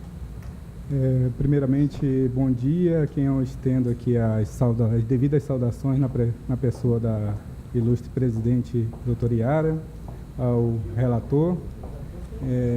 Também aqui eu gostaria de saudar o doutor membro do parquê e demais membros dessa casa. Excelência, eu poderia não vir aqui fazer a sustentação oral devido a acompanhar o lastro processual e verificar entre o ADCAD e os relatórios desta casa favoráveis com relação à demanda. Só que ocorre que nesse processo em específico ocorreram fatos que, por questão de ordem, tem que ser abordado nesse momento, porque influenciam em futuros processos em demandas dessa casa. E outro fato que chama a atenção nesses processos em específico é que as empresas que entraram com relação a esses processos agiram de extrema má-fé e a prejudicar o Estado. Tanto que prejudicou ao Estado, ao erário ao Estado, que desde a representação até o julgamento hoje, já se passa 8 meses da representação, e essas empresas que deram causa à representação sem nenhuma procedência, que se diga de passagem, que foi já debatida, que eu não vou entrar muito no mérito específico do objeto da representação, porque está mais que provado que a representação foi de má-fé, nos autos. Mas, quando as empresas entraram com a representação aqui nessa Casa de Contas e utilizaram esse tribunal para fazer algo que no direito é visto como algo muito, muito mal para a sociedade. Por quê? Porque paralisaram um processo já finalizado, onde a empresa participou legalmente de todas as fases licitatórias, foi feita a fase de recursos, foi adjudicado, dado como vencedor a empresa. Essas duas empresas em específico, a Gomes de Andrade e a RG Lima, ela age de tão má fé que as representações dada entrada nessa casa são as mesmas representações, são duas empresas diferentes, sócios diferentes, endereços residenciais totalmente diferentes, comerciais diferentes, mas a mesma advogada, doutora Ingrid Graziella Gomes Mesquita, OAB 12462, assina pelas duas empresas. Um indício veemente que as empresas estavam em conluio para atrapalhar o objeto e buscar causar, frustrar o objeto licitado. Por que eles tentaram fazer essa chincana jurídica? Porque as empresas que estavam no indenizatório, essa casa já vem há muitos anos debatendo essa questão de pagamentos indenizatórios, as empresas que não, sem processo licitatório, sem documentação, estão executando os contratos e muitas das vezes, como é o caso em específico, está ao dobro do que foi licitado, e a empresa que ganha regularmente, apresenta a documentação, está até hoje, 8 meses passados, sem conseguir executar o objeto que foi dado como vencedor. As empresas utilizaram de um meio, junto aqui a esse tribunal, inclusive, quando deram entrada, eu participei aqui, vim no gabinete do doutor Mário de Mello, que era o responsável pelas contas da CGL, e mandou redistribuir, porque havia sido uma troca nas relatorias, e passou-se ao auditor Mário Filho. Chegando no gabinete do doutor Mário Filho, isso eu já feito a devida defesa, apresentando as documentações, apresentando o histórico. Todos esses 6 pregões foram de forma eletrônica. Todos eles, no rol de documentos, não demonstra que em nenhum momento a empresa utilizou qualquer benefício da Lei 123, Lei Complementar 123, benefício esse, tributário ou direito de preferência, como alegado pelas duas empresas. Dei entrada na justificativa e pedido da medida a revogação da medida cautelar. Quando, no gabinete do doutor auditor Mário Filho, verificou-se que eram 6 representações de órgãos diversos. Esse, então, trouxe a esse pleno para que decidisse como ia proceder essa questão de ordem, que bem da verdade, ao qual foi esta casa deliberado, não, a meu ver, não é a certa, devido a serem unidades totalmente divergentes, gestores divergentes, objetos licitatórios totalmente divergentes, que um é agente de portaria, lavanderia, agente de portaria, apoio administrativo e outras áreas totalmente distintas, processos totalmente distintos, documentações apresentadas todas distintas, mas mesmo assim acharam por bem haver a conexão dos processos e decidiram para que fosse levado a relatoria a quem tivesse o maior orçamento. Nesse caso, passou-se a relatoria do auditor Mário Filho para o doutor Alípio, que é a unidade de maior orçamento, é o Hospital João Lúcio. Chegando nesse ponto, fiz novamente o pedido de revogação de medida cautelar e, nesse interim, a secretaria desta casa fez o levantamento e detectou que era o doutor Alípio, no dia 24 certificado, as folhas 24 certificadas. Só que, com a devida vênia, Excelência, havendo já determinado e achado quem era o relator da causa, houve um posicionamento, que é nesse sentido que eu levo a essa casa, que trouxe essa questão de ordem, porque até que limite a presidência pode atuar no feito após o recurso de admissibilidade. Com a devida vênia, Excelência, estando determinado quem é o orçamento, quem é o relator das causas, esse passa até o domínio do processo e analisar os pleitos ali proferidos. Todavia, não foi esse entendimento de Vossa Excelência, que fez uma outra manifestação que, devido a uma outra terceira empresa que entrou no processo, chamada Pódio, empresa Pódio, entrou e requereu a sua habilitação no processo. E, chegado nesse momento, a doutora presidente entendeu por determinar sua habilitação. Todavia, já havendo o relator do devido processo, que é o doutor Alípio, fez a manifestação de decisão monocrática entrando no mérito, determinando que a empresa Pódio fosse habilitada no processo. Isso no dia 27 de outubro. No dia 29, este patrono entrou com recurso pedindo a revogação desta medida, porque entendemos que a documentação arrolada nesse momento pela empresa e os argumentos ali utilizados não eram os adequados para justificar sua habilitação. Por quê? Quando ela participou do processo licitatório, e uma das questões do pregão eletrônico que tem que ser observado é a vinculação do edital, a celeridade processual e o cumprimento das fases. Lá na fase administrativa do Poder Executivo, quando ela participou, ela apresentou uma certidão positiva de débitos.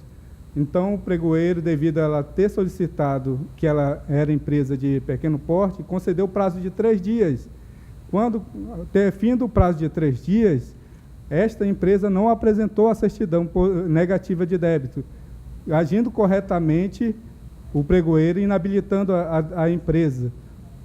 Todavia, quando foi pego o processo licitatório, verificou-se que essa empresa que fez essa alegação e foi concedida a medida cautelar, quando ela apresentou essa documentação, sequer ela assina a sua documentação. A sua documentação é assinada por uma terceira empresa que sequer participou do processo.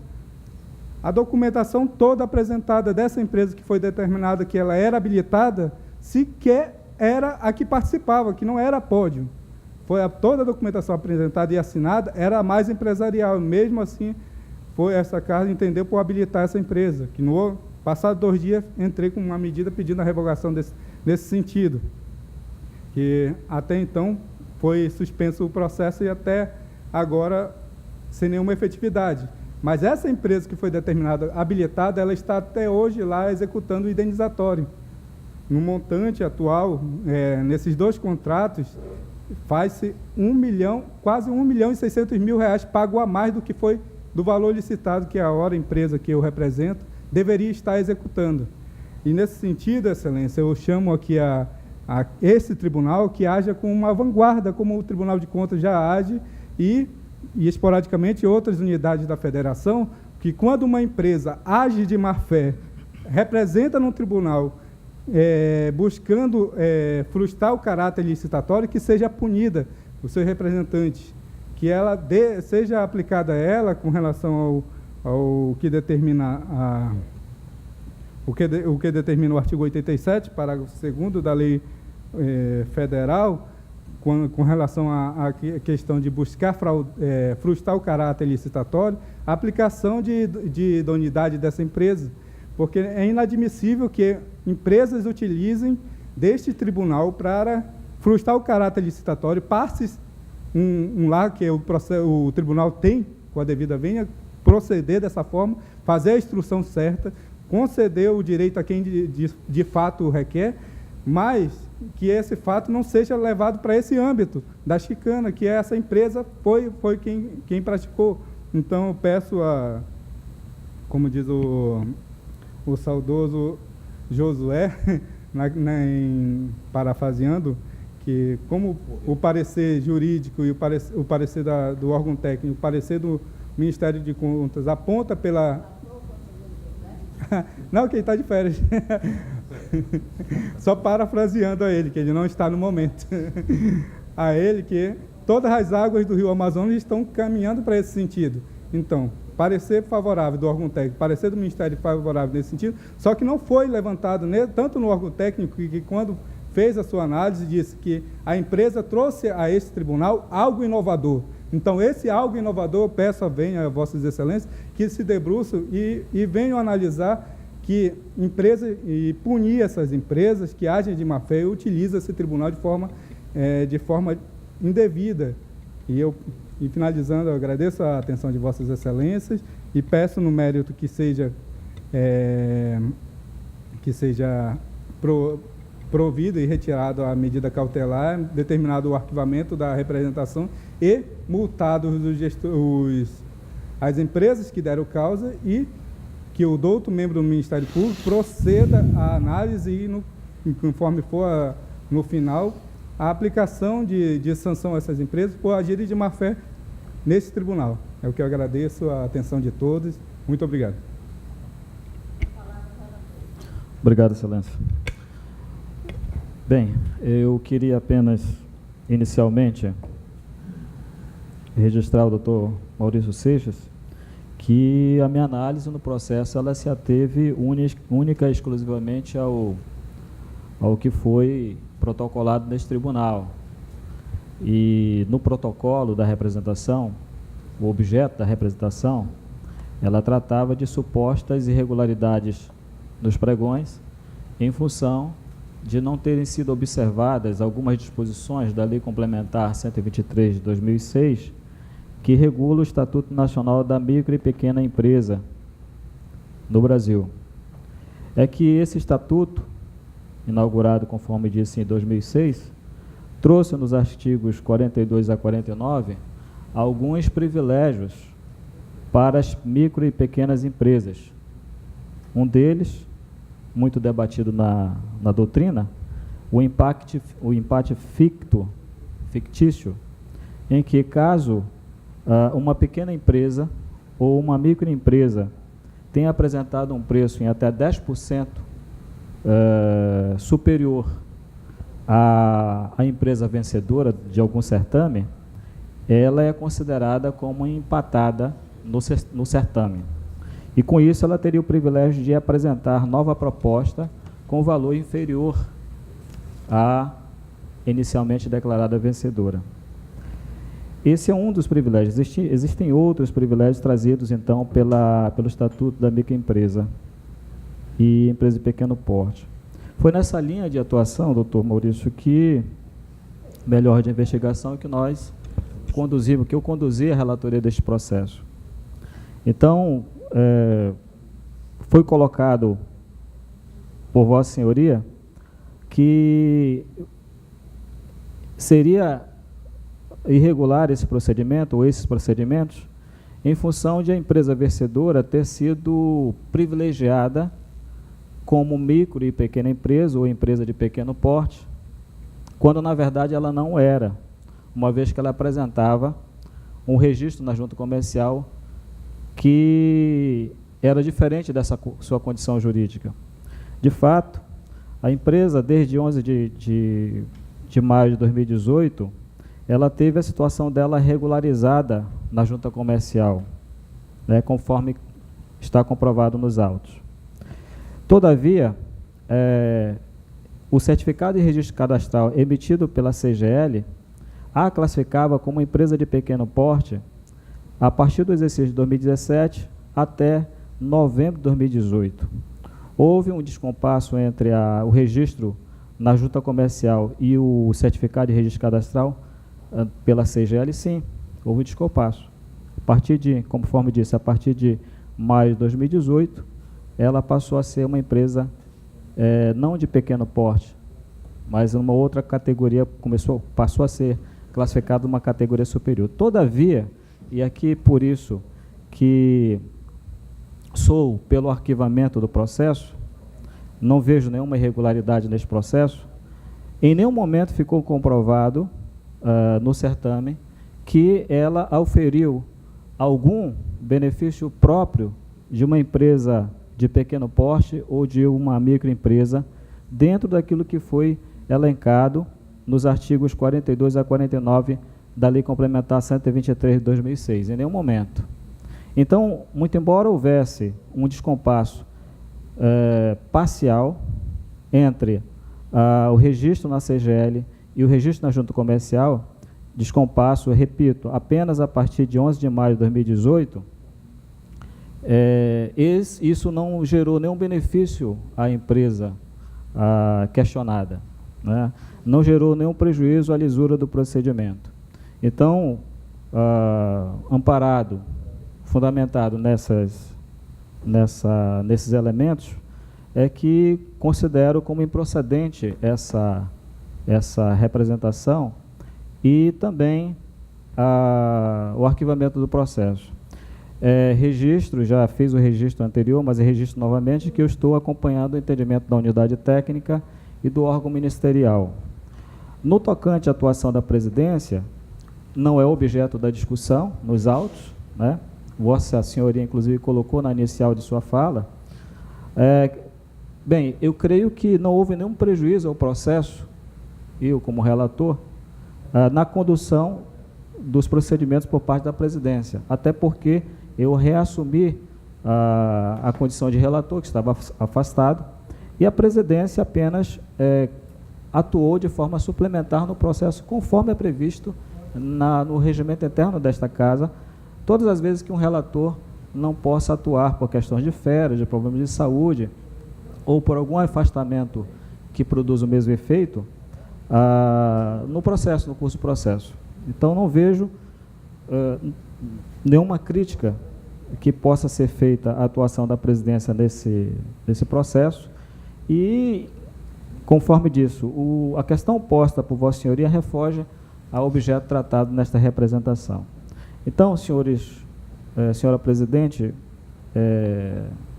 senhor doutor Maurício Seixas, colegiado, eu, então, considero, no meu voto, acompanhando, conforme disse o órgão técnico e o Ministério Público, sou pelo arquivamento, tá, desses autos,